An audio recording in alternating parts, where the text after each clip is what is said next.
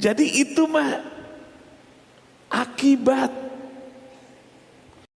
Yang harus kita konsen itu sebab supaya datang akibat.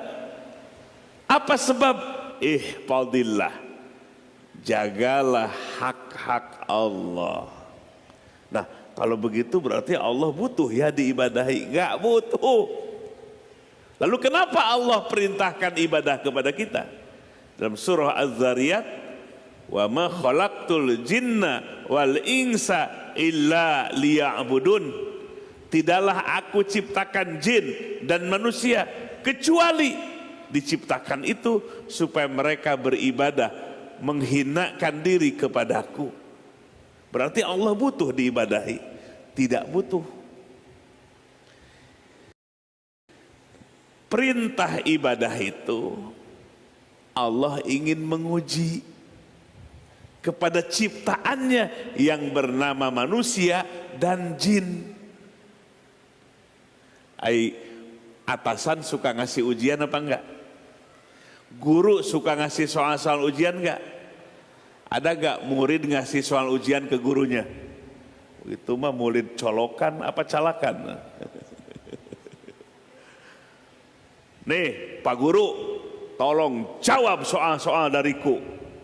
Gaya hebat amat itu, santri bukan ya? Yang ngasih soal dari atas atau dari bawah? Dari atas. Allah menciptakan kita, diperintahkan ibadah, bukan Allah butuh disembah-sembah. Gak butuh. Semua manusia menyembah Allah sebesar zarrah saja, tidak akan menambah kehebatan Allah. Jadi kita diperintahkan ibadah, menguji. Atasan menguji, sang pencipta nguji kepada ciptaannya, jin dan manusia. Jadi kita beribadah kepada Allah, menyembah-nyembah Allah, sujud kepada Allah, taat kepada Allah. Bukan Allah butuh dengan sembahan hambanya. Sedikit pun tidak akan menambah kemuliaan Allah. Semua manusia, jin dan manusia ingkar kepada Allah, gak ada yang iman kepada Allah. Sedikit pun tidak akan mengurangi kemuliaan Allah. Begitu agungnya Allah, begitu mulianya Allah.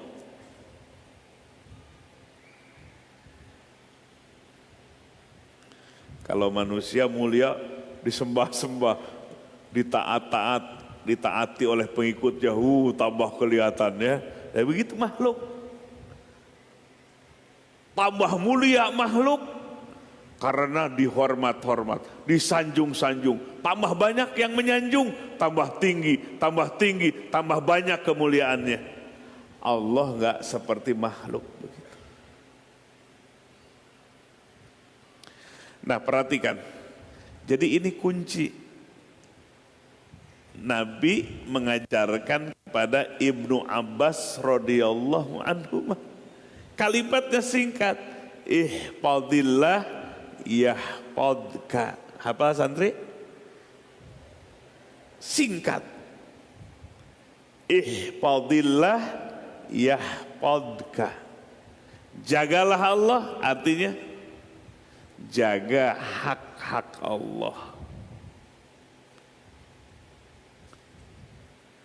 Hak Allah adalah mustahikun, yang berhak lil ibadah, diibadahi, ditaati. Bagi kita namanya kewajiban. Kewajiban beribadah bagi Allah, hak bagi Allah, kewajiban bagi kita. Beribadah adalah hak bagi Allah, diibadahi. Bagi kita sebagai hamba wajib beribadah. Hubungan antara Rabb, sang pencipta, dengan makhluknya, manusia atau jin. Bagi Allah hak diibadahi, bagi kita wajib beribadah kepada Allah. Maka ayo Kalau kita pingin, sebab kalau kita menjaga hak-hak Allah, maka konsekuensinya atau akibatnya adalah yahfadzka, Allah akan menjagamu.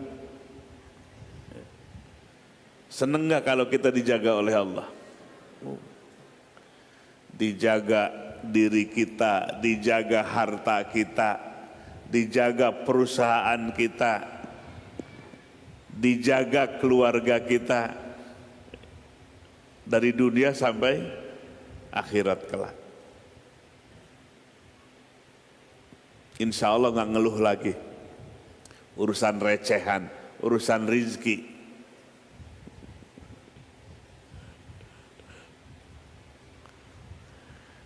Orang hidup susah gitu, nyari rezeki tapi ini susah. Susahnya itu sampai nggak sholat gitu. Kenapa nggak sholat? Nggak sempat, sibuk. Duh. Ya Allah, sampai susahnya segitu. Nyari rezeki susahnya sampai segitu, sampai tidak sholat. Saking susahnya nyari rezeki, kenapa? Dibiarkan oleh Allah, tidak dijaga oleh Allah. Jadi kita harus membangun muamalah, hubungan yang harmonis antara kita dengan Allah.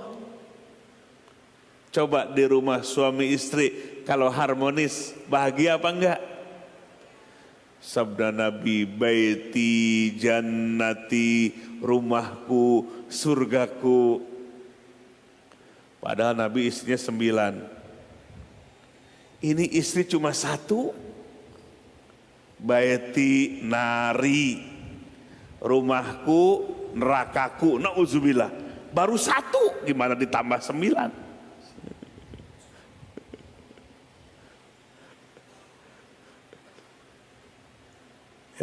Cekcok, ya biasa. Ya, antara istri-istri Nabi biasa. Cemburu, ya memang syahwat yang Allah hiasi bagi manusia. Tapi memanage, nah ini keterampilan, skill memanage emosi, memanage cemburu, skill, kemampuan memanage emosi. Bagaimana caranya memanage emosi? Emosi manusiawi, tapi harus dimanage. Jangan dikit-dikit marah, dikit-dikit marah. Emosi aja. Ya ibu-ibu ya. Nabi biasa. Kecemburuan di antara istri-istri biasa. Tapi dimanage dengan baik sehingga tidak berlarut-larut. Dari satu problem nggak menimbulkan problem yang lain, segera tersolusikan. Itu maksudnya memanage.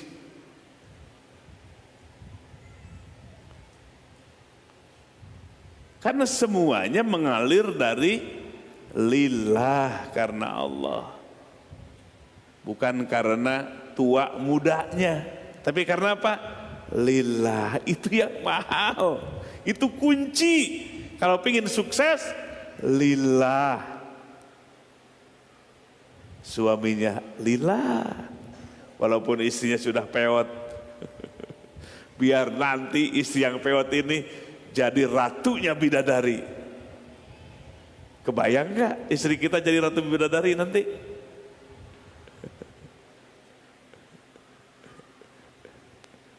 Gak ada pewot-pewotnya di sana, Bu. Matanya nggak usah pakai kacamata, jalannya nggak usah pakai apa, tongkat. Nah, lillah, karena Allah.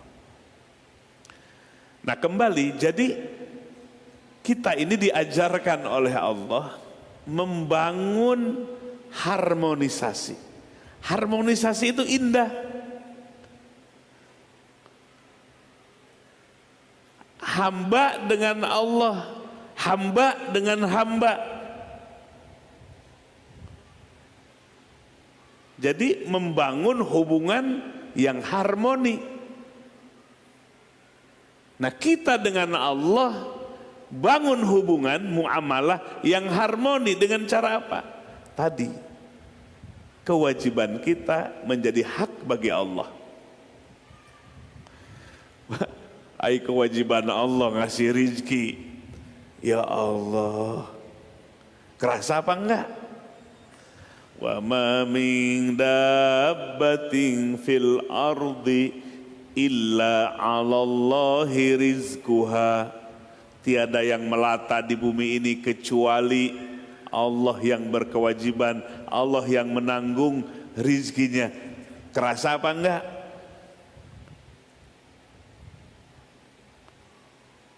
Kita bisa bernapas, coba setengah jam nggak ada oksigen gimana? Siapa yang menyediakan oksigen? Siapa yang menyediakan oksigen ini gratis? Bayar apa enggak? Gratis. Kecuali oksigen yang ditabung di rumah sakit tuh, itu mah bayar. Gratis. Jadi kewajiban Allah sudah ditunaikan. Ya, kewajiban Allah saya tunaikan enggak? Apa? Memberikan rizki. Ditunaikan oleh Allah. Jantung kita berdetak setiap hari berapa kali? Semenjak lahir sampai sekarang terus gini, mompa jantung. Berpikir nggak kita siapa yang membuat jantung kita berdetak sehingga aliran darah terus mengalir?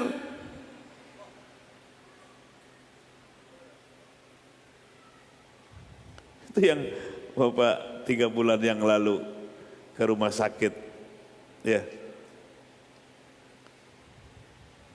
Jadi ke bagian kepala itu ada cairan masuk ke sini. Kita mah baru tahu kemarin. Aing nikmati udah 47 tahun. Tahu aja baru kemarin. Ya Allah, kenikmatan yang Allah berikan. Seminggu Bapak di rumah sakit dikurangi ke otak 1/3. Selama seminggu di rumah sakit, cairan yang masuk ke otak dikurangi 1/3. Apa yang dirasakan, Pak? Tidur susah, makan susah. Tidur susah, makan susah, senyum susah, lagi sakit Pak. Gitu. Apalagi datang tukang kaos lagi, karaos, gitu. Tambah sakit. Udah sakit, datang tukang kaos, karaos. Ya Allah, mau puas tuh. Ngerti nggak orang Padang? Dikirain deh, ini ngerti, nggak ngerti ternyata. La haula wala quwata illa billahil aliyil. Coba nih, jangan jauh-jauh rezeki yang jauh. Matahari jauhlah dari di kita. Coba kalau seminggu aja tertutup tuh ke bumi, sinar matahari nggak tembus, gimana kondisinya? Tumbuh-tumbuhan gimana, diri kita gimana, kedinginan. Jaraknya tuh pas aja. Siapa itu masa jadi dengan sendirinya? Jarak matahari ke bumi sehingga pas pagi-pagi bisa moyan. Di kampung-kampung tambah siduru.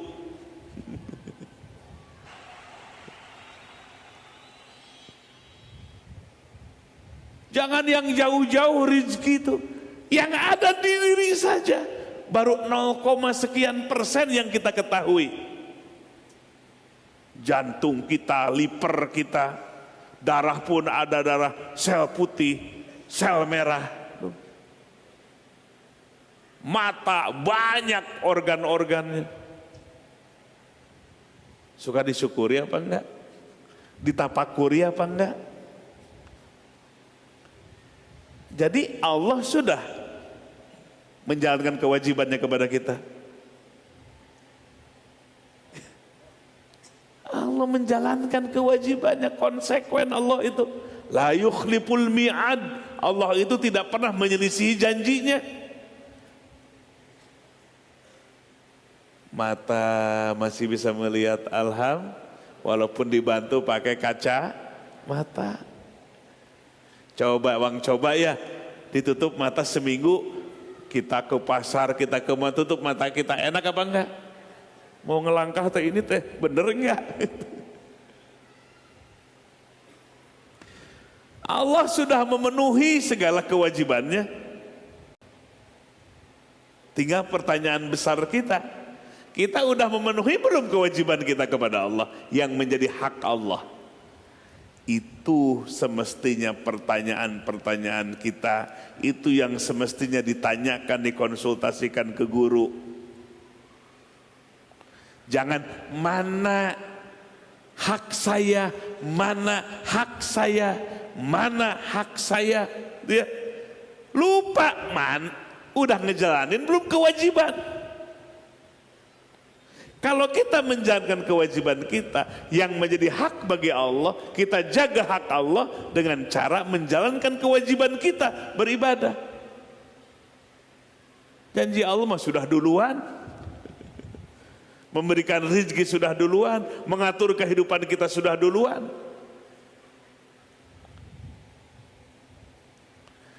Ini kita mau membangun kesadaran ini teh. Biar sadar hati kita. Pingin sadar nggak hati kita? Seneng enak gak ngejalani ibadah kalau dalam keadaan sadar? La ikraha fiddin qad tabayyana rusydu minal ghayy. Tidak ada paksaan dalam agama.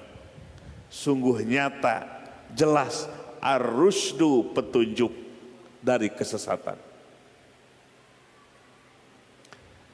Nah, jadi ibadah kita perhatikan dengan sebaik-baiknya. Selalu evaluasi, selalu muhasabah, sudah benarnya ibadah saya ini? Menurut ilmu fikihnya, menurut ilmu tasawufnya, sudah benar nggak saya sholat ini, puasa ini, umroh ini, baca Quran ini, sudah ikhlas belum?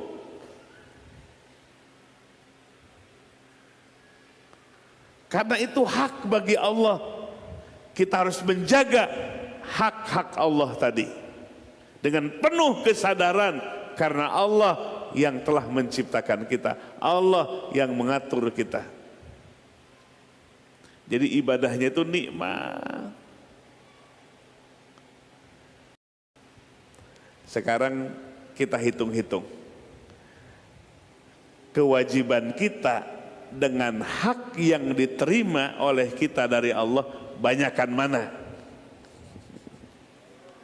Ya. Kita ukur, kita hitung sama-sama. Kita sebagai hamba manusia ada hak dan kewajiban. Hubungan dengan siapa? Dengan Allah. Kewajiban kita sholat, puasa, ya, itu kewajiban-kewajiban kita. Kita timbang dengan hak yang telah diterima oleh kita dari Allah. Rizki, sehat, dikasih panca indera sempurna, dikasih keluarga, dikasih pekerjaan. Ya, kira-kira ditimbang mana yang berat ini? Kewajiban kita atau hak kita? Jadi terlalu jauh timbangannya. Sholat yang 5 waktu, kalau ditegakkan rukunnya paling berapa menit? Ya, 4 menit, 5 menit itu udah lama. Itu kewajiban kita, hak yang diterima. Nah, itulah makanya gambaran Nabi SAW menyampaikan bahwa nanti ilmunya sudah tahu, diberitahu oleh Allah. Nanti ada orang yang disuruh masuk surga dengan rahmat Allah. Fulan, kau masuk surga dengan rahmatku. Si fulan gak mau masuk surga dengan rahmat Allah. Aku ingin masuk surga dengan amalku. Dikisahkan oleh Nabi, si fulan itu kenapa tidak mau masuk surga dengan rahmat Allah, ingin masuk surga dengan amalnya. Ternyata dikisahkan dulu di dunianya, si fulan itu naik perahu mau pergi ke pulau yang dituju. Di tengah perjalanan perahunya bocor. Akhirnya berenang mencari pulau terdekat.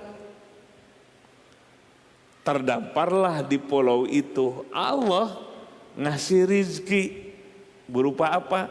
Sumberan air yang tidak asin. Kemudian orang itu tiap hari makannya mancing ikan selesai. Kata si pemuda, si fulan itu, aku tidak akan menyia-nyiakan kesempatan ini. Siang aku untuk sholat tahajud, malam untuk tahajud, siang aku untuk berpuasa.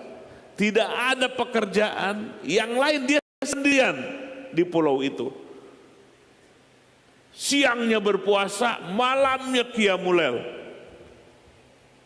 Sampai meninggalnya si fulan itu di pulau itu sendirian. Si fulan merasa amalnya itu wah banyak, pasti akan masuk surga dengan amal itu. Sebab apa? Gak ada amalan lain kecuali di siangnya berpuasa, malamnya qiyamul lail, makan hanya ada di situ saja. Tidak ngurus anak, tidak ngepel rumah, Bu. Ya, nggak usah ke kantor. Dia merasa ibadah seperti itu pasti akan memasukkan ke dalam surganya. Ternyata itu disuruh masuk surga dengan rahmat Allah, nggak mau. Aku ingin masuk surga dengan apa? Amalku. Akhirnya Allah perintahkan malaikat, tolong bawa timbangan. Timbang amal si fulan ini dengan nikmat yang aku berikan, mata saja satu, jangan dua, satu saja mata, jangan, belum telinga, belum yang lain, satu kenikmatan mata saja ditimbang dengan amal yang dia lakukan ketika di pulau itu. Pas ditimbang ini, tuk,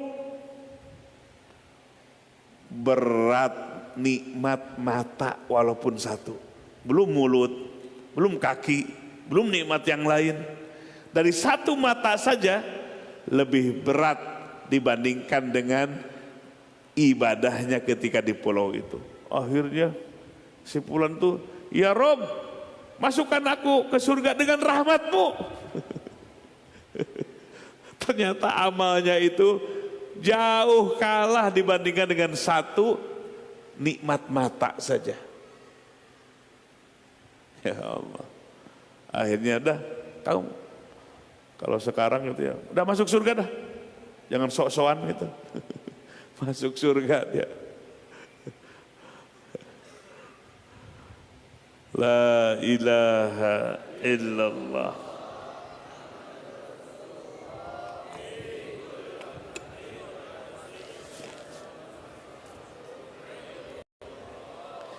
Ya, jadi ini ilmu dari Nabi ketika itu disampaikan kepada Ibnu Abbas radhiyallahu anhuma, dan bagi kita menjadi kunci dalam kehidupan ini. Kalau kita ingin dijaga oleh Allah, ya Allah, dijaga dari kemadaratan, dijaga dari kecelakaan, dijaga dari mara bahaya, diri kita, keluarga kita, usaha kita ingin dijaga oleh Allah. Kuncinya apa? Jagalah hak-hak Allah. Apa hak Allah? Diibadahi. Jadi kunci sekarang, perhatikan urusan yang namanya ibadah. Rizki mah mudah. Ayo jamaah sekalian, mana yang merasa hidupnya susah? Mana yang merasa hidupnya susah? Karena nyusahin sendiri, gak menjaga hak Allah.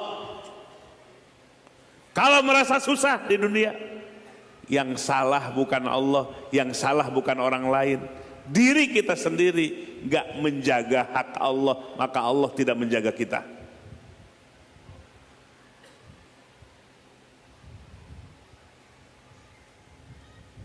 Biasa yang paling persoalan rizki, usaha itu yang paling dianggap menjadi problem utama bagi manusia.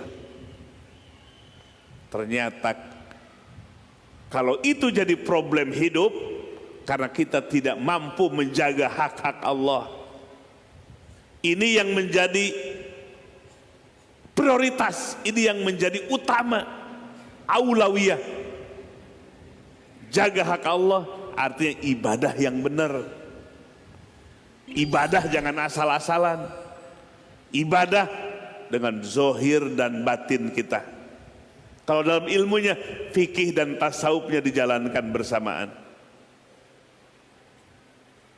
Ya. Tadi sholat kita, dari takbir sampai salam, hati kita khusyuk apa enggak? Ayo. Jangan jauh-jauh kita mengevaluasi. Tadi sholat isya, dari takbir sampai salam, rukunnya udah benar. Dari takbiratul ihram sampai salam, menurut fikih benar. Tapi hati menurut tasawuf khusyuk apa tidak? Fawailul lil musallin alladzina hum an sholatihim sahun. Celaka bagi orang yang sholat. Jangan dianggap sudah sholat selesai. Celaka orang yang sholat, sholatnya sahun, lalai. Lalai itu bisa menurut fikih, sholat zuhur tapi dilaksanakan di asar. Tidak ada udur. Kenapa? Karena malas aja. Itu sahun. Sholat zuhur di waktu asar. Tidak ada alasan untuk menjama. Dia karena malas saja. Kecuali bepergian atau sakit, boleh kita menjama. Tapi tidak ada alasan itu, sholat tidak pada waktunya, sahun, fawailul, celaka. Itu fikih. Tasawufnya, sholatnya hatinya lalai dari Allah. Qad aflahal mu'minun alladzina hum fi sholatihim khoshi'un. Sungguh sukses orang-orang yang beriman. Kriterianya, mereka melaksanakan sholat hatinya khusyuk. Apa khusyuk? Hudurul qalbi ma'allah, hadir hatinya bersama Allah. Allah yang kita ibadahi, sujud kita karena Allah, Allahnya dirasakan hadirnya oleh hati kita.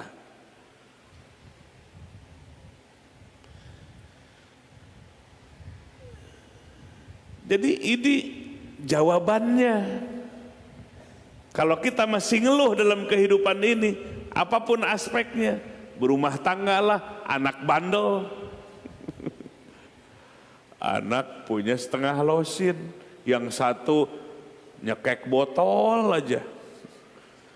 Santri suka nyekek botol enggak? Awas jangan nyekek botol. Dicekek botol. Artinya minum minuman keras, jatuh ke narkoba. Ya. Yang satu lagi nggak mau sekolah, nggak mau pesantren.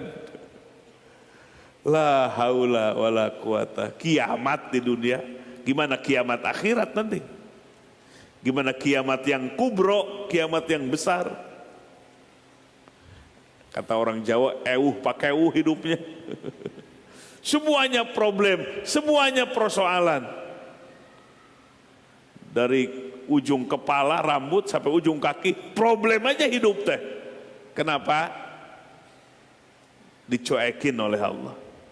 Kenapa dicuekin oleh Allah? Nggak dijaga oleh Allah. Dia nggak menjaga hak-hak Allah. Pengen bukti nggak? Pengen dirasakan apa enggak? Ayo buktikan. Perhatikan kewajiban kita yang menjadi hak bagi Allah. Kalau disusun apa aja kewajiban? Coba dulu yang rukun Islam yang 5. Nabi ditanya, akhbirni ya Muhammad anil Islam. Ya. Kewajiban ada dalam rukun Islam yang 5. Antasyhada alla ilaha illallah. Ucapkan 2 kalimat syahadat. Penuh kesungguhan. Hatinya yakin seyakin-yakinnya. Asyhadu alla ilaha illallah. Aku bersaksi. Dalam batinnya, aku bersaksi. Tiada Tuhan yang berhak diibadahi kecuali Allah. Bukan hanya lisan, tapi dimaknai secara mendalam. Asyhadu, aku bersaksi. Alla ilaha, tiada Tuhan yang berhak diibadahi illallah kecuali Allah. Wa asyhadu, dan aku bersaksi dengan hati yang penuh keyakinan sempurna. Wa anna Muhammadan, sesungguhnya Nabi Muhammad Rasulullah, utusan Allah.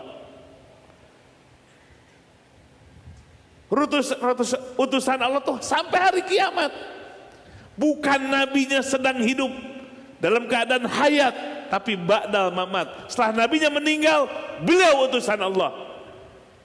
Maka kita diajarkan dalam tasyahud salam kepada Nabi Muhammad. Assalamu alaika ayyuhan nabiyyu. Selamat, keselamatan bagi engkau, wahai yang menjadi nabi.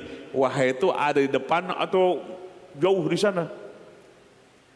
Kalau assalamu alaika, keselamatan atas engkau, bagi engkau. Kalau engkau tadi di depan atau jauh di sana? Di depan. Inilah satu ajaran, nabinya sudah wafat, tapi beliau masih utusan Allah. Dikibarkan oleh para ulama, oleh para mursyid sebagai pewaris Nabi. Walaupun nabinya sudah wafat, Nabi Muhammad utusan Allah. Adan wa asyhadu anna Muhammadar Rasulullah. Iqamah wa asyhadu anna Muhammadar Rasulullah. Tasahud, assalamu alaika ya Rasulullah. Membangun hubungan walaupun nabinya sudah wafat. Jangan dilihat jenazahnya, kerasulannya masih tetap. Maka kita diajarkan nabi itu seakan-akan masih hidup. Assalamu alaika, hidup kerasulannya, hidup nur kenabiannya. Jangan dilihat jenazahnya, jangan dilihat kuburannya di Madinah. Kita sering Bapak Ibu sekalian tadi tuh sebelum azan, assalatu wassalamu alaik. Kalau suara Bapak bagus enak kayaknya ya. Suaranya suara apa tuh? Black jatuh gitu. Tuh kalau Ustadz siapa tuh? Siapa? Ini Dede sama siapa? Kamil. Ya, enakan pendengar di masjid. Badan lagi ngerasa berat gitu. Ke masjid enggak ya gitu. Udah makan itu sugan, kurang makan itu. Ya, rohani itu. Kondisi awal guru itu jangan dibandingkan dengan diri sendiri. Ya, waktu pinginnya mau pulang dari mana-mana ke masjid, pulang dari mana-mana pinginnya mau ke masjid, nyontohan wirid pinginnya. Tapi kondisi rohani membuat fisik lemah. Pas lagi makan, sugan makan ulen gitu, makan ulen biar bisa ke masjid gitu, jadi tenaga. Gitu. Assalatu wassalamu alaik. Rasulullah hadir, nur kenabiannya, bakin tarbiyatu ila yaumil, nurun nabi bakin tarbiyatuhu ila yaumil qiyamah, cahaya kenabian kekal sampai hari kiamat. Alhamdulillah disegerkan lagi oleh Allah. Nabi, jangankan nabi, syuhada aja jangan disebut mati. Wala taqulu lima yuqtalu fi sabilillahi amwat bal ahya'u walakin la tash'urun. Jangan berkata kepada orang yang mati di medan perang memerah darah, jangan disebut mati. Amwat, jangan disebut amwat. Bal ahya, akan tetapi mereka itu hidup. Apalagi Nabi SAW, khairul anbiya, sayyidul anbiya wal mursalin, dirasakan hadirnya cahaya kenabiannya oleh kolbu, membuat energi bangkit lagi, fisiknya jadi kuat lagi.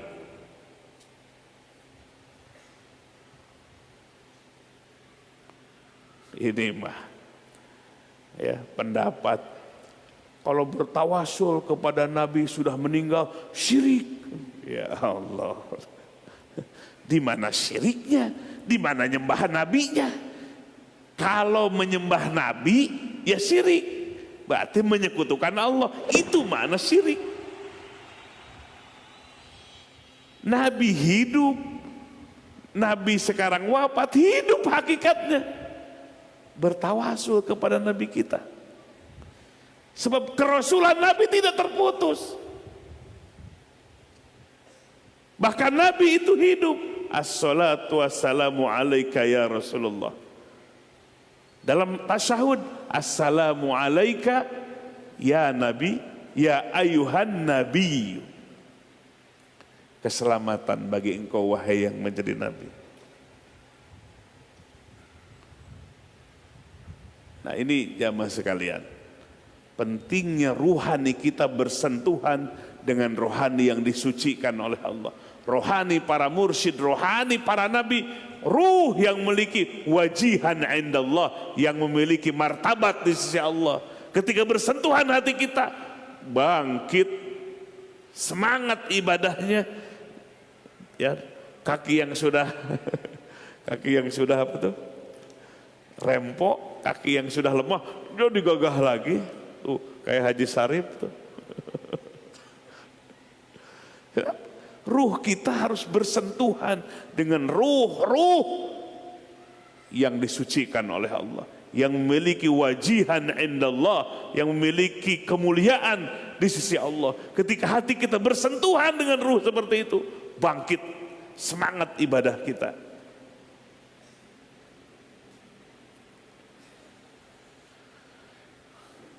Yuk pertebal iman kita. La ilaha illallah.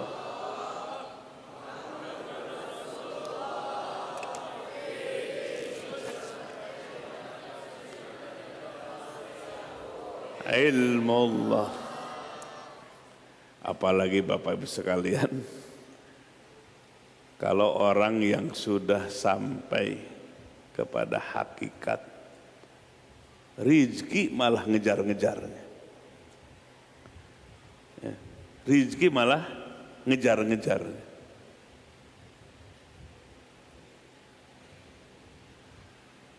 Rizki takwa namanya. Dari ketakwaan itu ternyata membuka pintu rizki. Bukan hanya usaha ke kantor, usaha dagang, bisnis, bukan hanya itu. Ada pintu rizki lain, namanya rizki takwa, ketundukan kita kepada Allah. Ittaqillah, bertakwa kepada Allah, yaj'al lahu makhraja wa yarzuqhu min haitsu la yahtasib. Jadi namanya rizki apa? Takwa itu membukakan rizki, pintu yang lain. Ada pintu usaha, ada tani, ada ke kantor, PNS, karyawan, kuli, itu pintu-pintu rizki, asbab. Ada pintu lain di sisi Allah. Kalau takwa kita sudah haqqo tuqatih, takwa yang sesungguhnya, hakikat takwa benar-benar kita menjalankan. Takut kepada Allahnya itu benar-benar sendiri, mau banyakkan dia takut kepada Allah. Tambah ilmu, tambah takut kepada Allah. Innama yakhshallaha min ibadihil ulama. Hanya saja yang takut kepada Allah adalah orang-orang yang diberi ilmu oleh Allah. Tambah ilmu, tambah takut kepada, tambah ilmu, tambah takwa kepada, tambah ilmu, tambah dekat dengan Allah. Itu rezekinya Allah yang buka kerannya. Namanya rezeki takwa. Ayo kita buktikan. Maka kewajiban Allah sudah, sedang, dan akan. Tinggal evaluasi kewajiban kita. Yuk kita semua bangkit.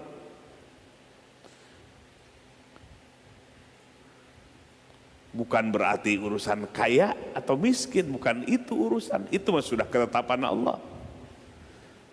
Tapi hidup tuh jadi berkah karena dijaga oleh Allah. Gak sedikit orang yang kekayaannya nomor 1 ya di Asia. Menurut versi majalah apalah namanya, apa namanya, Forbes gitu ya, Forbes best aja pokoknya gitu, terbaik gitu. Tapi tidak ada ketenangan hatinya, tidak kedamaian hatinya, tidak ada kemanfaatan hartanya itu. Jadi kalau pingin berkah hidup dijaga oleh Allah, bahkan anak-anak kita disolehkan oleh Allah, pengganti dan penerus kita, kitanya perhatikan, jaga hak siapa? Hak Allah. Jangan sibuk, kenapa nggak sholat? Sibuk, aneh. Hak Allah malah nggak dijalankan, diabaikan hak Allah. Nomor 1 hak Allah itu harus nomor 1 hak Allah. Nah, kalau kita sudah menomorsatukan hak Allah, menjaga hak Allah, rasakan sendiri. Allah menjaga kita. Apalagi sekarang tuh banyak.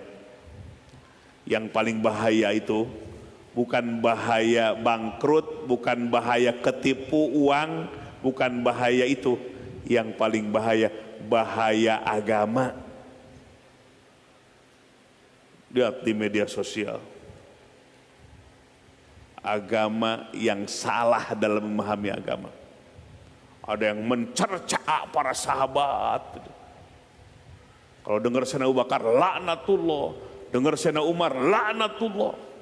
Gak tahu siapa namanya itu. Tahu golongan yang mana itu. Begitu aja mencaci maki para sahabat. Ada yang ngaku nabi lagi setelah Nabi Muhammad SAW. Padahal adanya nggak diganti-ganti ya. Asyhadu anna Muhammadar Rasulullah, nggak diganti sama nabinya tuh. Ada juga paham yang mudah hanya mensyirikan amalan orang lain, umat Islam yang lain, membidah-bidahkan, ahli bidah, kuburiun, menuding orang yang ziarah kubur, padahal mah ziarah kubur, kuburiun artinya penyembah kuburan, nauzubillah. Kalau berarti menganggap kuburiun, i'tikadnya adalah menuding penyembah kuburan, berarti telah menuding musyrik kepada orang yang bersangkutan. ini tuh terus ya berkembang. Indonesia tuh subur, kebaikan subur, keburukan subur. Itulah Indonesia, ya, subur, mau melak apa saja jadi tumbuh gitu.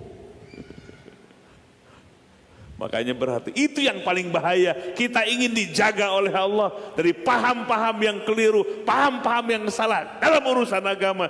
Agama itu terpenting dalam hidup. Kalau salah pahamnya, na'udzubillah. Kita ingin dijaga diri kita, terutama agama kita. Pahamnya dijaga oleh Allah. Di samping rizki kita jadi berkah, rumah tangga berkah, anak-anak jadi soleh. Aduh, enak gak? Nikmat apa enggak? Nikmat. Ya, jadi satu kalimat itu tapi dalam sekali kandungannya. Ya. Jadi terakhir Nabi berpesan kepada Ibnu Abbas radhiyallahu an, dan hadis ini diriwayatkan oleh Imam At-Tirmidzi, bahwa Nabi berpesan kepada Ibnu Abbas dan untuk kita dengan kalimat yang pendek tapi berbobot, ihfadillah yahfadka, jagalah hak-hak Allah, Allah akan menjagamu. Jagalah Allah, Allah akan menjagamu. Gitu santri ya, jagalah Allah, haknya yang dijaga, Allah akan menjaga kita, agama kita, keluarga kita, rizki kita, harta kita, karir kita, pekerjaan kita, perusahaan kita, semuanya dijaga oleh Allah Subhanahu wa taala. Amin ya rabbal. Itu saja jamaah sekalian yang bisa disampaikan di malam Jumat yang penuh keberkahan ini, penuh kesyahduan. Ya, mudah-mudahan nambah-nambah ilmu, nambah-nambah wawasan. Mari kita lanjutkan dengan majelis zikir. Majelis ilmu selesai, tinggal majelis zikir. Berdiri semua.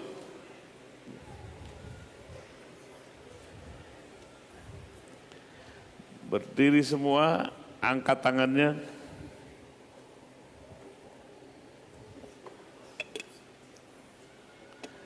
Ke depan, ke belakang.